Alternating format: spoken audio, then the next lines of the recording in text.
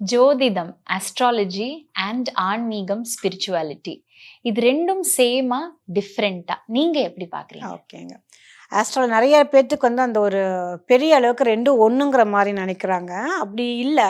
இப்போ என்னோட வியூவில் பார்த்தீங்க அப்படின்னா, ஆஸ்ட்ராலஜி அப்படிங்கிறது வந்து சம்திங் யூனிக்குங்க. சரி, எல்லாருமே ஆஸ்ட்ராலஜியை ப்ராக்டிஸ் பண்ண முடியுமா, தெரிஞ்சுக்க முடியுமா அப்படின்னா கட்டாயம் முடியாது. அவங்களுக்கான அந்த அமைப்புகள் அந்த விஷயத்தில் இருந்தால் மட்டும் பண்ண முடியும். But spirituality is not like தட்ங்க. ஸ்பிரிச்சுவாலிட்டி எல்லாத்துக்குள்ளேயும் இருக்குது.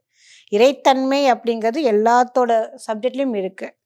எதில் டிஃப்ரெண்ட் ஆகும்? இப்போ உங்களுக்கு வந்து ஒரு நல்ல ஓகே, நீங்கள் வந்து ஒரு ஆங்கராக இருக்கீங்க, இந்த மாதிரி இருக்கும்போது உங்களுக்கு என்ன, இதில் ஒரு படிநிலைகள் மேலே மேலே போகணும்.